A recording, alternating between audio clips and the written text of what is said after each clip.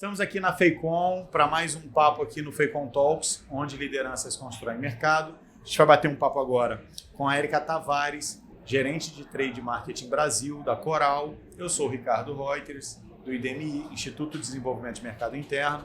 Jerônimo Venetilo está aqui com a gente também, presidente da Rede Citilar, dono da Mega Venetilo e fundador do IDMI. A gente vai ter uma conversa sobre comunicação, o impacto da comunicação. Acho que a gente vai desconstruir alguns mitos, vamos colocar algumas provocações sobre o que é comunicação, o que não é, o que é divulgação, enfim, é um papo mais quente. Vou pedir para eles se apresentarem primeiro e aí a gente vai desenvolver aqui uma conversa bem bacana, bem produtiva e agradável.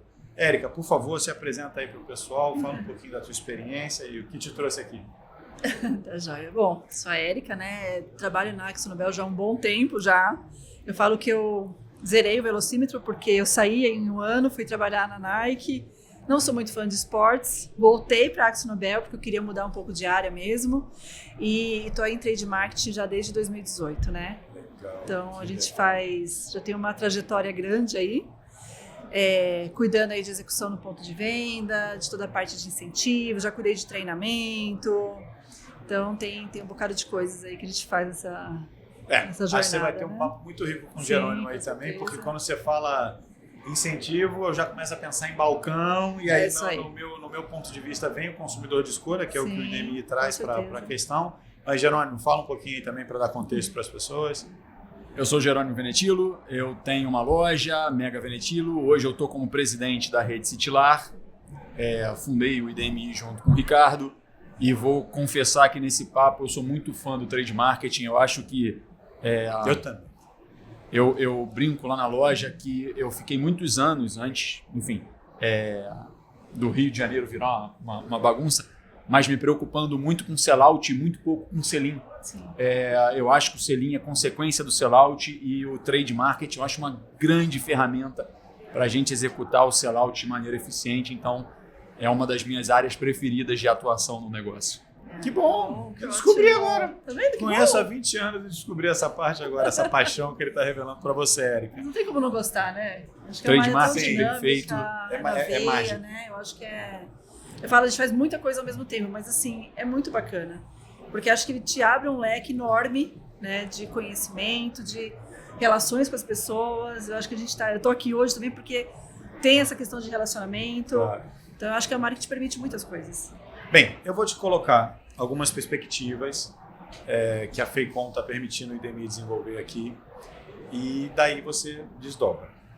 Primeiro ponto que a gente observa no IDMI, com esse olhar de desenvolvimento de mercado interno, da relação do canal abastecedor, muito com uma loja que tem um dono e que está num bairro fundamentalmente comercial, a função dessa loja em atender o que o IDMI entende que é o grande vetor de construção de resultados e de transformação econômica e social, que é o consumidor de escolha, que está num bairro, ou seja, que vai escolher um produto que ele considera certo para ele, que não é o mais barato, nem o mais caro, nem o mais específico, é um produto que ele escolheu, não é um produto que ele preferiu, ele escolheu.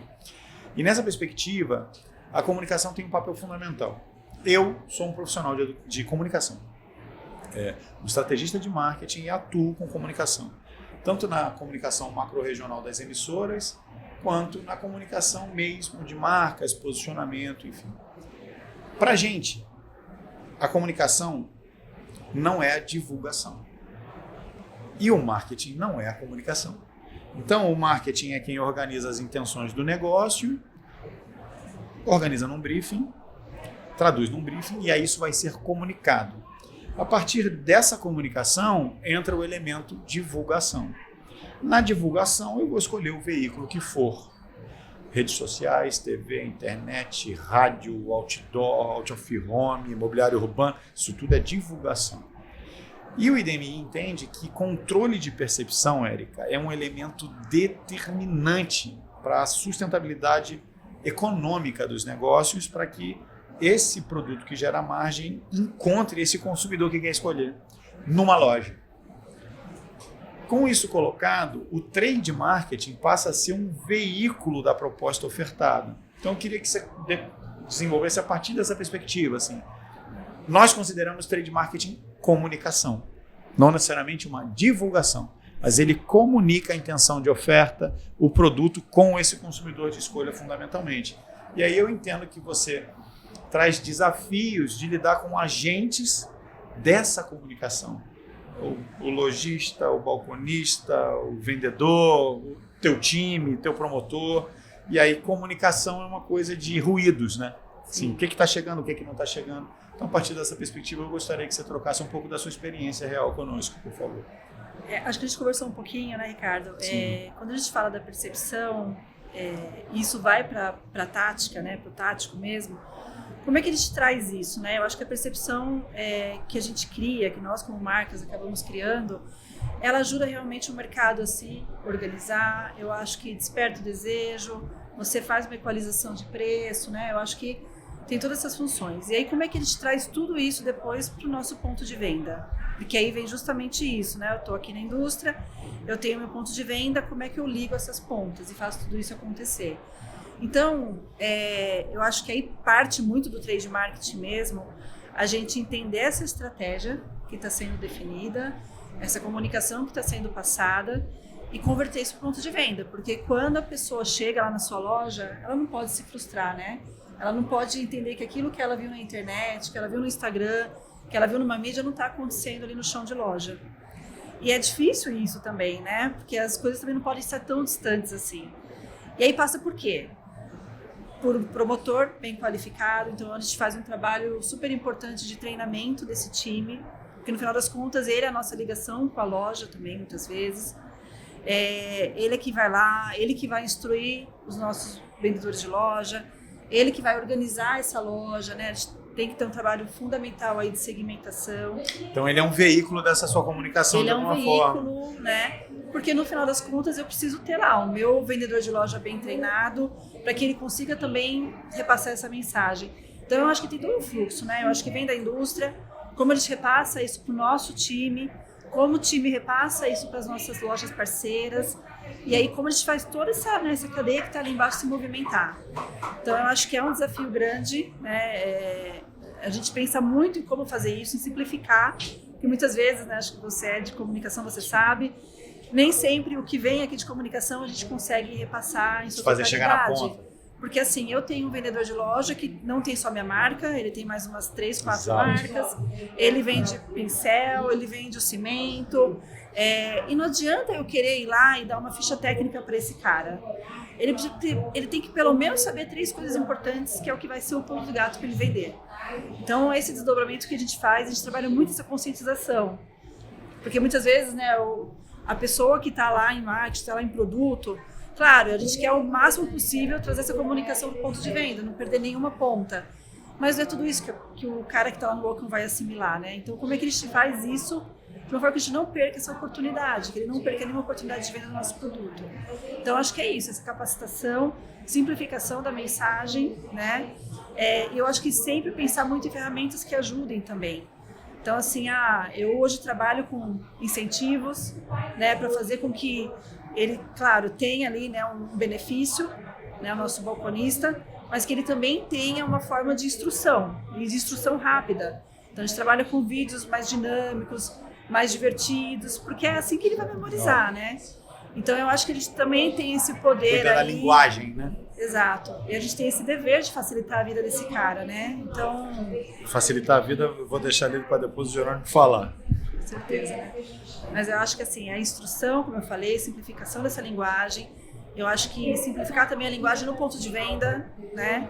Tanto em termos de material de ponto de venda, mas de como eu organizo essa loja para que tanto, né, esse vendedor consiga vender de uma forma mais fácil e mais rápida, ele também não vai poder perder muito tempo ali, né? Mas que ele faça isso de uma forma mais rápida e com qualidade. E como também o cara que está ali na loja, que muitas vezes não vai ter o atendimento, ele consiga também se achar no meio de tudo isso, né? Deixa eu colocar um ponto para você. Na perspectiva da comunicação, e comunicação é um elemento humano, né? Na literatura do IDMI, e você usou um termo que é muito forte, que é conscientização. E no IDMI, a gente defende que consciência não existe. a consciência em si mesmo, o estado de consciência, né? A gente faz um esforço de insistência na consciência. Sim. Conscientização existe, o que não existe é a consciência, para que fique claro, né? A gente já parte daí. Consciência não existe. E a gente está lidando cada vez mais com o que a gente configurou como geração conveniência.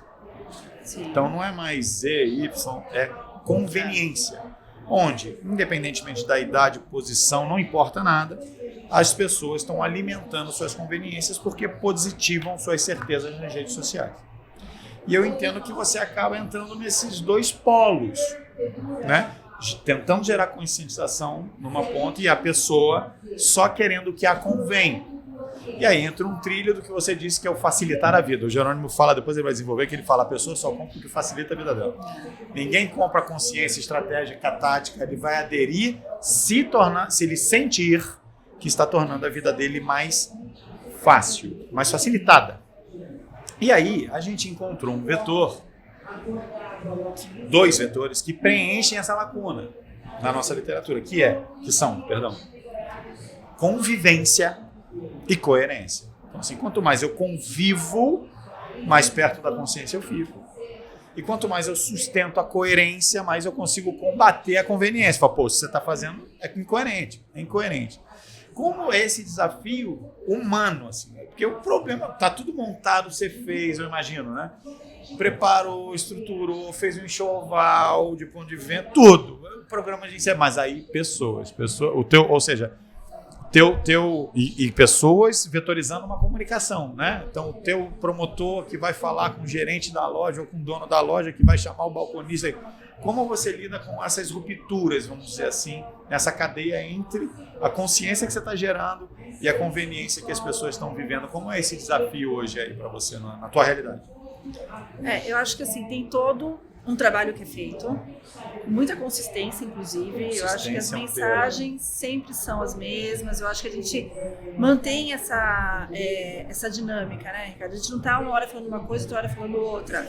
A gente tem programas que realmente a gente vem há anos aí, a gente tem nossa garantia coral, por exemplo, a gente vem há anos reforçando isso, e é uma coisa que tipo, todo mundo sabe, todo mundo tem que saber como fazer no nosso time, né? Como na cultura. Isso, tá na cultura. E aí a gente tem que trazer isso para as lojas que são nossas parceiras. Legal. E aí é claro, né? Você falou, é o fator humano que está ali. Exato. Né? Então, por isso que eu falo muito da questão da simplificação. Tem que facilitar a vida dele. Hoje a gente trabalha, por exemplo, com consultores virtuais por IA. Então, assim, se ele está lá no momento da venda e ele tem uma dúvida importante, e tinta não é fácil de vender, né? A gente sabe disso.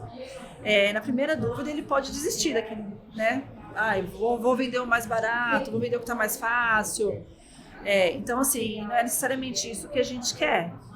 Então, como é que a gente faz com que ele tenha esse suporte? Consiga usar o que você está oferecendo, Exato. É isso que eu estou entendendo. Né? Exato. Então, assim, como é que ele consegue, né, ter suporte naquele momento, né? Não precisa fugir daquela venda, né? Mas como ele consegue ter suporte naquele momento? Então, claro, tem toda uma preparação antes. Como eu falei, a gente investe muito em treinamento do time de balconistas, do treinamento dos pintores. A gente tem um trabalho super forte com pintores também, que é o nosso maior influenciador. Mas eu acho que passa por isso, né? Então, assim, treinar esse cara, mas também ali no momento dele, né? No momento da venda dele, a gente também está ali presente com suporte. E aí, claro, eu não vou ter uma pessoa ali do lado dele muitas vezes, né? Sim, então, eu vou ter uma... Se eu estou entendendo, você está dizendo o seguinte, tem um portfólio de soluções, Sim, exato. ações e soluções que o cara pode também passivamente ser atendido. Então, vê se eu estou entendendo, de alguma maneira você considera esse usuário da sua estratégia, Sim. tanto do teu time quanto o promotor, o comprador, o balconista, clientes dessa comunicação que você está oferecendo que visa atender esse consumidor de escolha. E aí, claro, passa também por, quando eu falo de facilitação, não estou falando só de treinamento, mas, por exemplo, quando eu falei de segmentação, de ter uma loja realmente organizada, de acordo com as necessidades, né? Uma segmentação que olha mais para o olhar realmente de quem consome ali, de quem vai fazer uso daquele produto, né? Então, eu acho que essas coisas a gente precisa se preocupar. E, de alguma maneira, eu estou entendendo que você acaba ajudando o dono do negócio a fortalecer a sua estrutura de oferta a partir do que você traz, né? Isso chega, Gê, na ponta? Então, eu acho que... Como isso chega, perdão? Como isso chega? Onde estão as rupturas? Eu acredito, Ricardo, eu realmente, de novo, eu sou fã do trade marketing, né? Eu acho que ele tem uma ferramenta muito prática para ajudar o dono da loja. Eu acho que... E sempre que o dono da loja consegue se envolver diretamente... Vou fazer um parênteses, eu não sou um grande comprador de tinta, então eu não tenho exatamente essa cultura, mas eu vou falar como dono de loja que consigo ser grande comprador de outros produtos e me envolver com trade marketing de outras áreas. Quando você consegue se envolver com trade marketing, você dono da loja, e você consegue pegar aquele trade marketing de uma indústria que consegue fazer o que ela falou de segmentação, ou seja, você usa a segmentação que a indústria traz. Ela organizou. Exatamente. E sempre você tem essa organização partindo das indústrias de topo, né? Ou seja, a Coral, a AkzoNobel é uma indústria de topo na tinta. Então, quando você parte dessa organização que uma indústria fez e você, como dono de loja, organiza todo o teu mix, não só dessa indústria, mas todo o teu mix orientado a essa maneira de vender, você consegue facilitar a vida do balconista, facilitar a vida do cliente. E como quem organizou essa maneira foi ela sai na frente dos concorrentes. Sem dúvida. Porque a organização é um posicionamento dela. Então, literalmente, está cumprindo o papel da comunicação de abrir frente competitiva. Com toda certeza. Margem. A minha ânsia, vamos colocar assim, quando a gente bate esses papos, é que eu sempre acredito que isso deveria ir para além das lojas parceiras. Porque isso é uma... O critério de escolha da loja? Não. O critério da conversa. Tá. Porque ela consegue implementar com muita força na loja parceira, porque ela tem um promotor. Sim. Agora, isso quando quando a gente consegue, através do que a Feicon está fazendo, espalhar esse papo, espalhar essa visão para todo o mercado, um representante dela que não atende diretamente uma loja parceira consegue enxergar isso. E se um dono de uma loja não parceira consegue entender essa estratégia, talvez ele tenha aderência a esse modelo mesmo. Ou seja, o legal seria se um lojista falasse para um representante: eu vi tal coisa em tal loja. Isso que eu queria perguntar. Como eu consigo? Isso, ou seja, o que aqui que é o papel do IDMI, na verdade, é a reintegração setorial à chave. Ou seja, a comunicação, falando com trade, falando com loja, falando com indústria. Então, para ver se eu entendi, o que você está dizendo se a gente desenha esse pensamento, que é o que ela fez um desenho, Isso. né? Isso se torna um assunto. E o time comercial começa a entender que isso fortalece o seu pitch de vendas, mesmo que ainda não implementável. Isso. Mas a lógica está lá, a gente enriquece a capacidade de oferta. A gente enriquece a capacidade de oferta de toda a cadeia, incluindo o balconista. Sim. Porque o representante falando isso, tendo esse pitch dentro da loja, o representante ele tem relacionamento com a equipe de venda das Ele vai lá visitar. Vai lá visitar. Se ele inclui isso na visita comercial dele, ou seja, eu estou incluindo, mesmo que a loja não seja parceira, mesmo que a loja venda mais o concorrente, mas eu estou sendo orientado à oferta de acordo com o que ela montou. Sim. Então, por mais que eu seja mais forte Por causa no da concorrente, capacidade dela de selecionar. exatamente, De organizar. segmentar. Então, por mais que eu seja uma loja que venda um outro tipo de tinta mais voltada a preço, por exemplo, se o representante dela organiza a minha oferta, essa minha marca de tinta concorrente dela, que eu vendo muito mais, por exemplo, não vai ser capaz de preencher a lacuna que ela criou. Ela abriu o espaço. Então, naturalmente, ao longo do tempo, eu vou migrar a minha compra para dela, porque ela organizou meu espaço. E eu acho que quando a gente faz isso, claro, falando de lojas parceiras, são nossas lojas, Claro. né? A gente faz isso através, inclusive, da distribuição também, dos clientes da distribuição. Falando de clientes também, né, que tem um volume menor.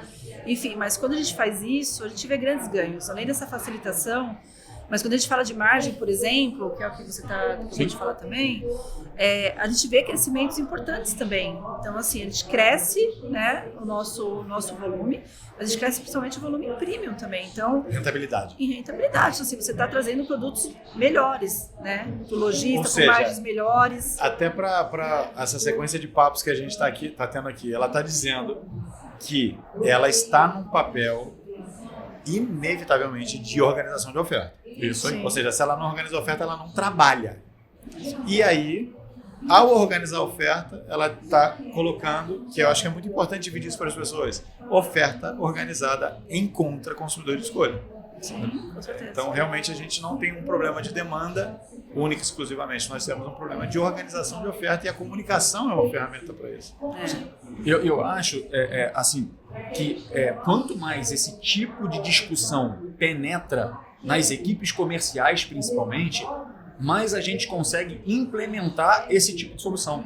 Porque eu vejo como lojista, eu vejo a dificuldade desse tipo de conversa penetrar no circuito comercial, vamos chamar assim. Deixa eu fazer uma pergunta, porque você diria que o cara de vendas entende isso como uma coisa à parte? Um benefício, uma carta, uma condição? Não. Eu entendo que hoje, por um problema de linguagem, isso não consegue ser vendido ao eixo de venda. Eu não estou falando só do representante dela, eu estou falando do representante, do comprador, do balconista, eu estou falando de todo o Canal eixo comercial. do canal comercial.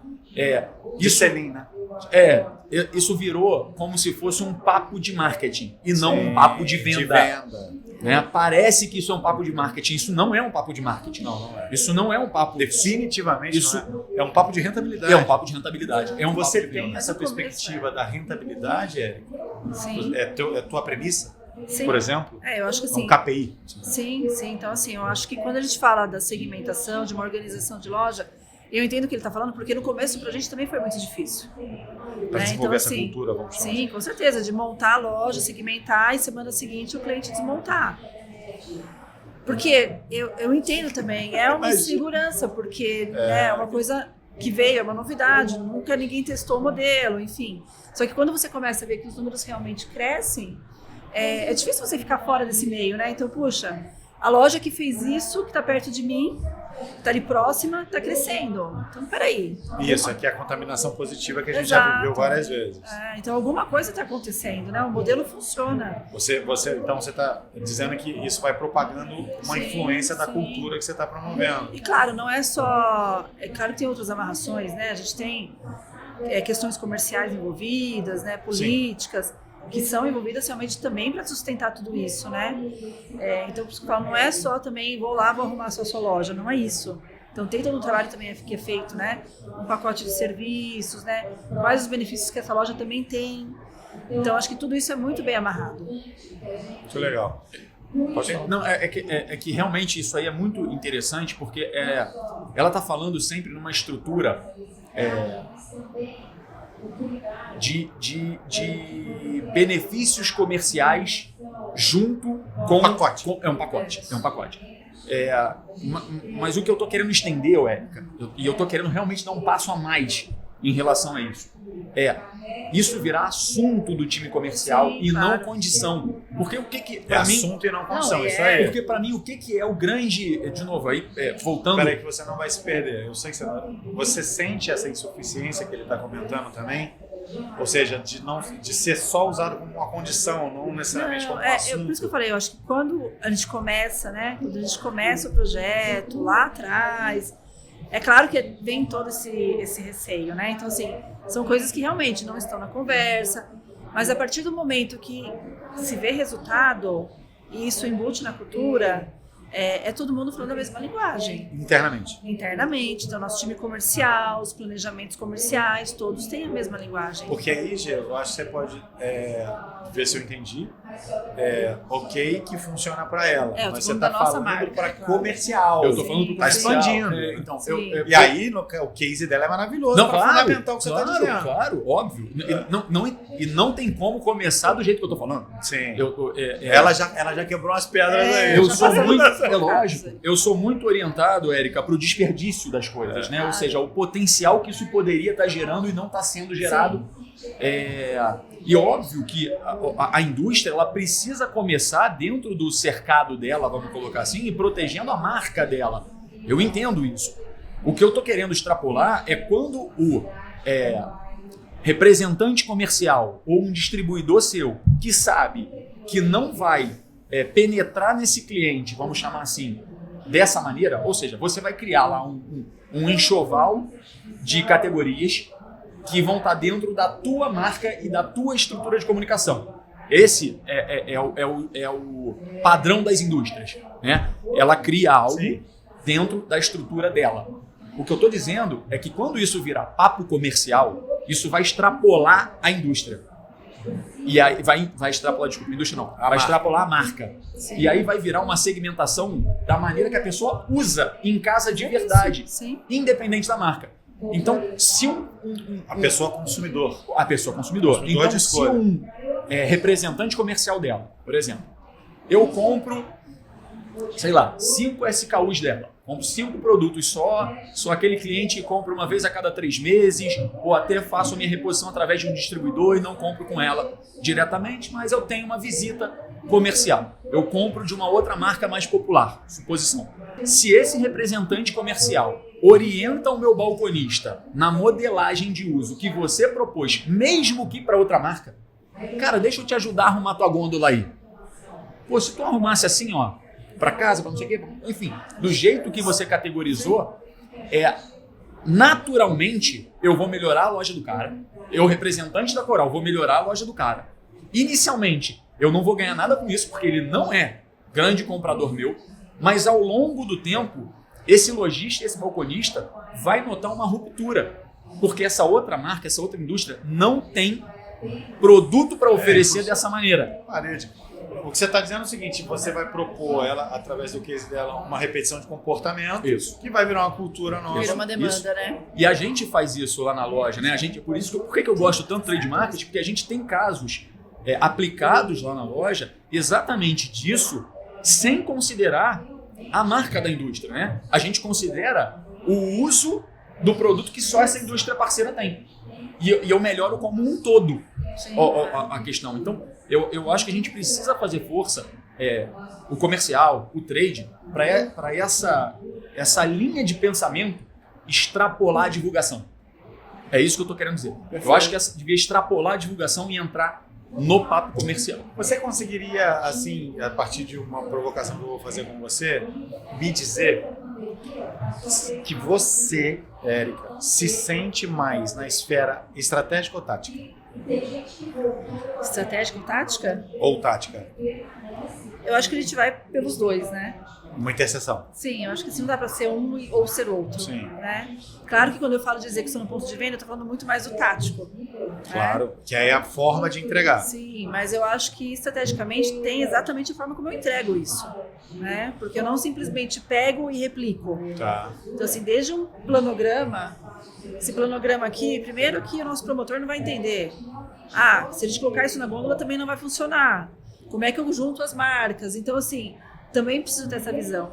Né? Eu acho que quem cuida ali da execução, acho que contribui muito para isso, né, Ricardo? Porque é exatamente isso. Às vezes eles têm muitos trabalhos junto com outras áreas lá dentro também, né? Eu queria muito saber isso, a interlocução com as áreas. Sim, não, eu acho que a gente tem que trabalhar sempre em parceria. E aí, como eu sou a ponta ali, vai para o final, né? Eu acho que a gente tem muito insumo importante ali realmente. Então, como eu falei, como é que a gente organiza, qual material que funciona, como é que eu posso trazer essa linguagem num guia de execução que vai funcionar, que vai ser funcional. Então passa por isso. Né? Perfeito. Você colocou um ponto que, assim, explodiu minha cabeça aqui. O marketing estratégico, sim, ele serve ao capital produtivo. Então, só é marketing se eu estou gerando rentabilidade potencial para esse capital. Senão, não é marketing. A partir desse momento, eu consigo organizar e dar muita potência às intenções do negócio. E saio com isso. E vou resolver isso na comunicação. Vou fazer TV aberta, vou fazer o que der. E aí você realmente colocou um ponto, e eu quero muito te ouvir aqui, que você é a linha de frente, o front. Mas só que tem outro front, que é o comercial. Sim. Então, 2. Ele está falando em essas linhas se tocarem de alguma forma, pelo menos. Eu acho incrível. Por que eu estou falando isso? Porque quando o front comercial volta para o marketing, ele volta 100% sintomático.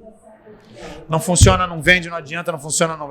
As questões comerciais que a gente abordou aqui, o feedback, ele é pouco enriquecedor no sentido de leitura do comportamento real do consumidor de escolha.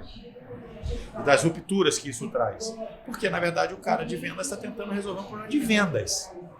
Se a gente chega no mundo que o Jerônimo fala, maravilhoso, ele interiorizou a estratégia aqui via trade, ele vai empurrar a cultura da oferta. A sua devolutiva já é mais rica nesse aspecto do comportamento da cadeia. Como que funciona o feedback? Como que você retroalimenta a esfera estratégica do negócio? Porque você é um elemento determinante para isso. Eu acho que também, a gente já também passou por alguns caminhos e aí eu super entendo que não tem como ter uma boa execução sem um alinhamento com o comercial, a gente tem que trabalhar juntos. Eu acho que isso é um grande ganho que a gente tem, né? Porque não é assim, trade faz uma coisa, comercial faz outra. Claro. Então assim, desde um planejamento, desde o que a gente vai fazer, de como a gente vai trazer isso para a loja, desde o promotor que precisa estar lá, o que ele precisa fazer.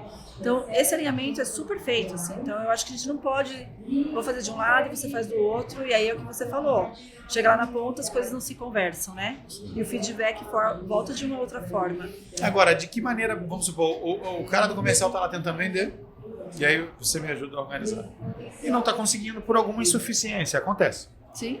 E ele está, talvez, dizendo, culturalmente até, que não adianta, só vai vender mais barato, só vai vender mais barato. Mas você está dizendo, não tem o cara de escolha está aí. Se a gente se complementar, a gente vai atingir. Como é que a gente pode organizar para ela, colocar a experiência dela desse aspecto? Porque eu entendo assim, experiência, dia a dia. O comercial volta, que não adianta, só vai vender o mais barato. Mas ela tem evidências que não é isso.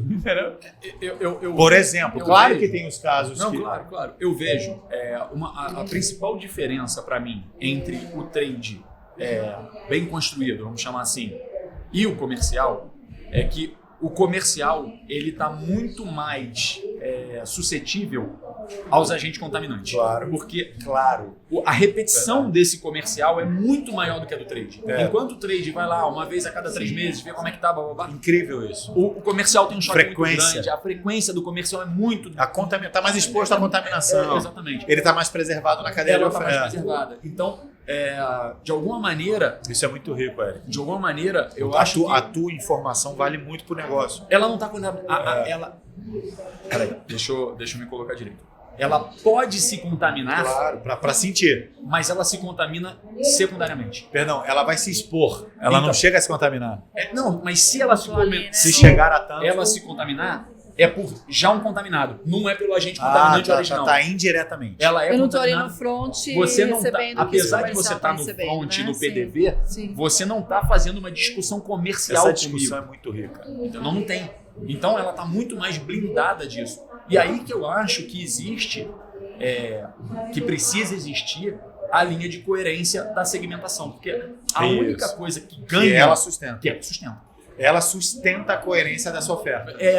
Eu vou falar qualquer coisa. Ué, mas não tem um cara que tem que pintar pra durar 20 anos cada chuva? Sim. O cara vai ficar repintando um prédio, cara? Ela consegue sustentar na coerência da segmentação. Faz essa discussão de dentro para fora. De dentro pra fora. Mas quando ele fala do front, né, de estar lá, o comercial...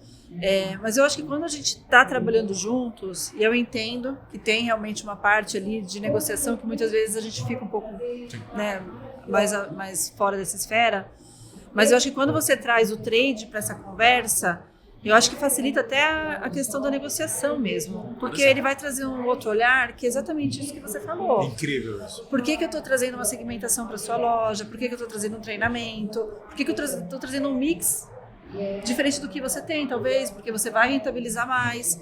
Então, eu acho que essas conversas também diminuem um pouco essa dor.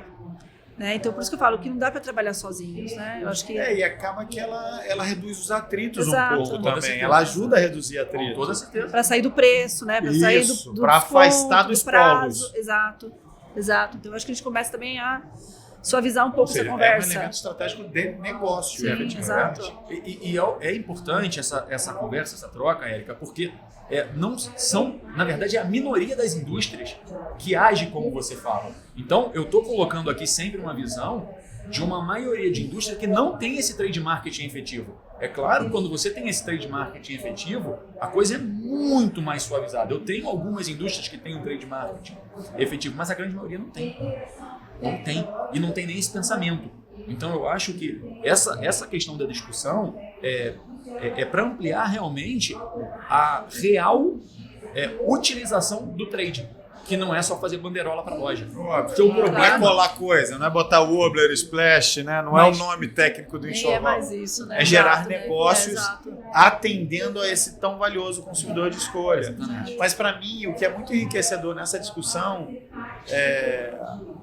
multissetorial, no sentido dos segmentos, né? Comunicação, indústria, varejo, é realmente a capacidade de suavização de atritos e de reforço de crença que ela consegue. Sim. Porque ela ajuda o negócio a falar, cara, tem sim esse consumidor, vamos lá, vamos tentar atender esse cara, né? Porque no final das contas ela é uma grande prestadora de serviços, né? Sim, sim. Eu acho que passa por isso, né? Quando a gente fala lá com um promotor que vai dar um treinamento, que vai fazer essa segmentação, qual produto você vai oferecer para melhor, né, para melhor necessidade, mas assim, também de acordo com o que a gente precisa trazer de mais margem. Então eu acho que esses caminhos a gente precisa conduzir. E aí a gente precisa realmente descer isso de uma forma, né, muito mais dinâmica, né, para que a gente não se perca. Então... E além da orientação, Ricardo, existe a existência. Eu estou falando porque, de novo, eu não sou um grande vendedor de tinta e eu fiquei espantado com a segmentação de tinta para prédio. Eu não sabia. Eu nunca tinha parado para... todos os meus balconistas, nunca tinha parado para pensar, mesmo, esse cara não pode ficar pintando o prédio daqui de 5 em 5 anos, tem que subir no prédio. Então, além da orientação ao produto, ou seja, é mais do que orientação... complexidade, né? Por isso que ela fala tanto simplificar. Você não sabe nem que esse consumidor existe. Exato. Não é uma questão de treinamento. Você desconhece. Você desconhece. Ou seja, ok, estamos trazendo para a agenda do IDMI, ela realmente ajuda o cara a enxergar um mercado a ser desenvolvido, porque ele nem percebe. Exatamente. Porque não é igual, foi o nosso segmento, né? Não é tudo igual. Então, assim, a tinta que você usa para dentro, você não vai usar para uma fachada, né? E é isso que você está falando. Então, assim, como é que a gente traz isso também, né? Mas o que ele coloca, Érica, e no meu papo eu percebi que você tem uma visão macroeconômica muito, muito estruturada. É muito interessante, porque, na verdade, você é um agente estimulador de oferta, não é nem de demanda. Isso é. Geralmente a gente trabalha comunicação, trade para gerar vendas, o que significa estimular demanda. Ele está trazendo uma perspectiva que você ajuda a estimular a oferta. Sim. Você deveria entender que esse mercado pode ser desenvolvido. Ou seja, a quantidade de sombras comerciais que ainda existem, que ainda não são iluminadas pela... Né? Exatamente. É verdade. Essa perspectiva estratégica para você, como uma estimuladora de oferta, é incrível, porque ela detém o conhecimento realmente. É assim, porque quantas vezes ela falou, quebramos pedra, erramos. E me parece que estrategicamente é uma empresa que permite o errar, no sentido de tentar certo, mas não rodou. Né? Vai ser a primeira vez que eu vou conseguir citar ele. O Austin Oliveira tem uma frase para mim que é a maior publicitária de todos os tempos, mais de 50 leões de cana, e a melhor frase dele para mim é errei na mosca. Eu acho incrível, porque ele sabe exatamente o que ele fez de errado, aprimora a inteligência e vai seguindo. Então, erro, né? acho que conseguir aqui nessa perspectiva trazer esse papo por uma esfera tão estratégica macroeconômica, ou seja, existe oferta a ser estimulada com o capital intelectual que está com ela, com a área dela.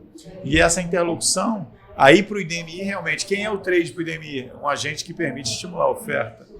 Oferta. O comercial está procurando estimular a demanda. Mas o trade, tocando no negócio, quais mercados nós podemos abrir, realmente, ao estimularmos a oferta. Com toda essa inteligência que você tem de mercado, né? Bem, vamos deixar as considerações finais. Érica, deixa as suas impressões, que você pode compartilhar também da sua experiência com as pessoas que nos assistem. Aí o Jerônimo também, depois eu encerro aqui e a gente se despede. Vai lá. Ótimo. Bom, obrigada pelo convite. Acho que foi uma super conversa aqui, acho que uma troca importante, né? Acho que os dois lados, né? O lado da indústria, o lado também ali de quem está, né, fazendo isso tudo movimentar. Tem muito caminho, né? Acho que a gente falou muito de errar, acertar. tem que estar aberto para o que está acontecendo, tecnologia sendo usada a favor, a gente usa muito isso lá para otimização de recursos, trazer coisas inovadoras, mensagens sempre consistentes, né? A gente não pode, né, ir mudando isso a todo tempo, acho que o mercado também pede muito isso, né? Enfim, assim, eu acho que o trade é muito isso, assim, você fazer isso girar, fazer isso acontecer, trazer o que está aqui lá para baixo, né? E acho que é uma via de mão dupla ali, né, Ricardo? Porque eu fiquei com essa sensação, que você realmente é um diálogo, você é um diálogo. E tem que ter. Então, assim, quando eu falo diálogo, sim, eu estou escutando os pintores, que é o que faz a nossa cadeia se movimentar. A gente tem programas para pintores que eu te comentei, que a gente trabalha muito essa questão de treinamento, de relacionamento, de sair fora do universo dele ali, só da tinta, mas também de estar presente na vida dele no dia a dia, dando condições também para que ele se profissionalize mais, que é o que a gente falou da cadeia, né? Sim. De como a gente faz isso crescer. Ser coletivo, institucional. Exato. Do nosso vendedor de loja também, né, do balconista, como é que também a gente faz esse cara crescer também, esse cara entender como que é essa dinâmica de oferta, de treiná-lo cada vez mais, também de incentivá-lo, de reconhecê-lo. Então, a gente tem várias esferas aí que a gente pode trabalhar, né? E tem coisas que são simples de fazer. Esse é o precisa, ponto. né? Eu acho que atitude. Atitude. Desde uma loja que vamos segmentar, não precisa ser uma loja grande, mas é o que você falou, né? Vamos começar aqui, vamos começar a gerar isso, vamos aumentar. Então, eu acho que a gente tem muito caminho para seguir. Eu entendo, a gente entende que a gente tem que discutir, desenvolver esse pensamento e aí começar a formar pessoas nessa linha, né? Somente a geração futura que vai herdar o mercado que a gente vai deixar para eles, né? Vai lá, Gê. De novo, eu gosto muito da parte do trade, eu acho que isso abre uma perspectiva diferente para as pessoas. Eu tenho uma certeza, né? Eu sempre falo com as pessoas mais próximas a mim, saiba seu lugar no mundo, saiba o seu tamanho e consiga traduzir o que está feito de cima para o teu potencial. E o trade é uma coisa muito legal porque você consegue, visitando outras lojas maiores ou menores que você, adaptar a tua realidade. Eu gosto muito de levar a minha equipe, eu já levei umas 4, 5 vezes em grandes home centers. Vamos lá, entender não só o que eles estão fazendo certo, mas o que eles estão fazendo errado. Vamos tentar pegar o que eles fazem que funciona numa escala de corporação, como é que a gente pode adaptar isso. Por que isso não funcionaria numa loja de bairro? Por que isso não funcionaria num centro comercial? Vamos lá. E levando os vendedores, o que eles estão olhando é o resultado do trabalho do trade. E a gente traz o pessoal, discute, que aí eu estou discutindo realmente com o time comercial da ponta. E é impressionante como isso volta para os representantes. Porque aí o meu time de venda, o time balconista, quando tem um representante que vai lá, ele fala, vi isso não sei onde, vi isso, referencial, né?